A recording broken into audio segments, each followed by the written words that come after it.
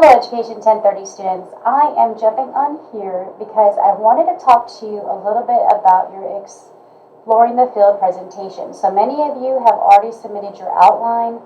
I have given the go-ahead or the green light, if you will, to some students to begin putting their presentation together.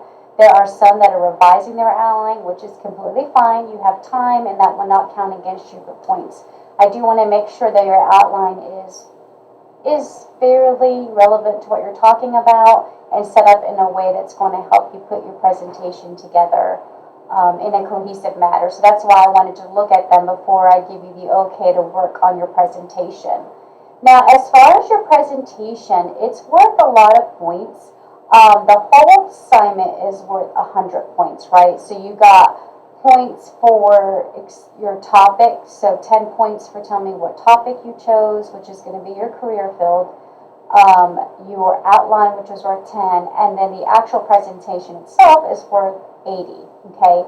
So I gave you some questions here that kind of help guide you. Remember, this presentation, you need to make it your own, but these were important things you should talk about and include in your presentation.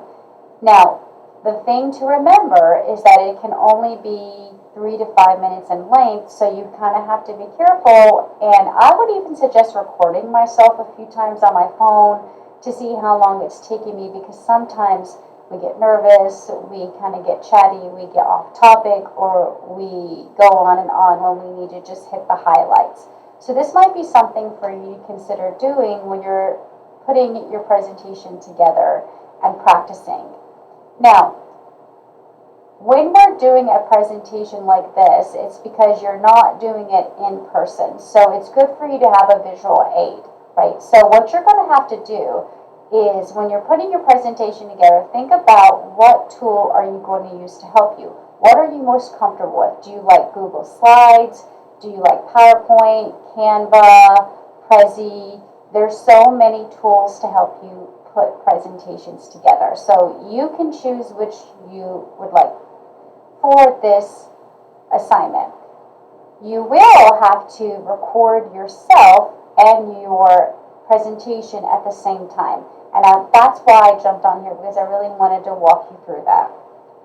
Okay, so when you put this presentation together, after you chose, at this point we have our outline together. We kind of know what we're going to talk about. You start choosing what you want to use for your presentation, for your visual aids, like pictures, highlighting the important things you want to talk about.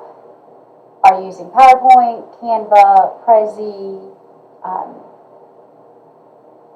Google Slides? So there's lots of different ones you can use. Once you get your presentation together, this is where you will practice, as I said, recording yourself. Now, what I want you to do is you're going to record yourself and your screen.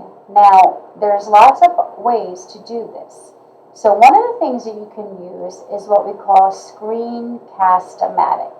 Now, Screencast-O-Matic is good because it allows you to record your screen at the same time that you are recording yourself. So we see a little box of you as well as your screen, which is your presentation you have pulled up.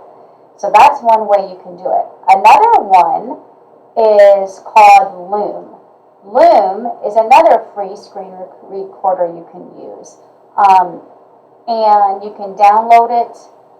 So that's a great option. Another one is OBS Studio software. It's free as well, so you should be able to record and download your screen and record yourself simultaneously. So this OBS Studio is what you download. Another option, if you don't want to go that route, is what we call using Zoom or Teams. So a lot of us are now familiar with Teams because we've been using it for virtual meetings.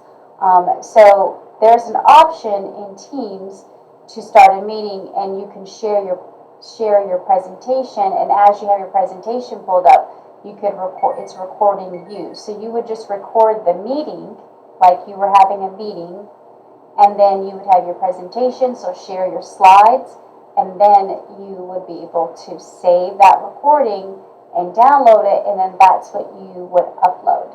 Now, where you're going to upload it is not going to be in Dropbox. All of this is going to go inside of our discussions. So if you hit discussions and you scroll all the way to the bottom, okay, well, toward the bottom, you're going to see it says Exploring the Field Presentation Web Online Course Only. So this is where you will click on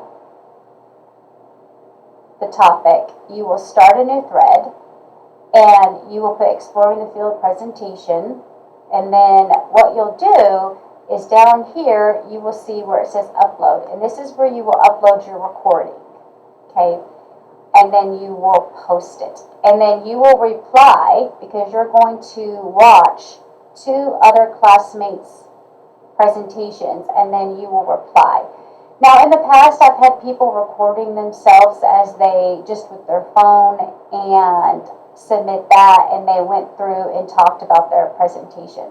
Here's what I would rather you do. I would rather you use some kind of software or tool like Screencast-O-Matic, OBS, Loom, or Teams, where you share your PowerPoint, or Zoom, where you share your PowerPoint and it's recording, and then you save and upload that recording. If you submit your presentation here, it does give us an idea of what you're talking to, but to make it more engaging and dynamic, it helps for us to see you, since you're not going to be presenting this in class to us in person. So yes, you can still upload your presentation, which I do want everyone to do. So you will have 2 uploads in the discussion board. You will have your presentation that you created, because I need to make sure you actually created your presentation. And then also it helps me with grading that section, right? In the rubric, it talks about the section, just your presentation itself that goes along with your outline. And then you will have your second one, which is your recording.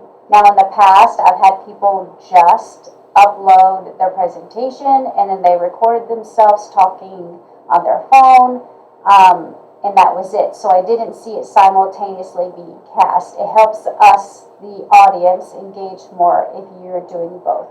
So that's what I encourage you to do. If you're not used to do this and you get stuck, I'm more than happy to meet with you and help you out.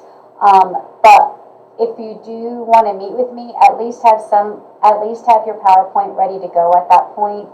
And then think about which do you want to do. You know, Zoom and Teams is pretty easy because you just share your screen. Most of us already have Teams because it was part of the Microsoft Office 365. So that probably is the way to go for many of you. But if you're versed in technology and you've heard of Loom or Screencast-O-Matic and those free options, it might help you to, like, you know, go in there and use that tool to help you record. But I am more than happy to help you and walk you through it. And it might be better for sure to do in person, but if there's no way for you to meet me in person for me to help you with this, then we could do a virtual meeting. But I do want to walk you through it so you understand how to use it as a tool later on. Alright, so I hope this video helped. Please make sure you are working on this. The time is approaching where this is going to be due. If you've not sent me your outline yet, please do that so I can look at it, because I need to give you the green light before you can start working on putting it together. Alright, I hope everyone has a great week, and until next time, take care.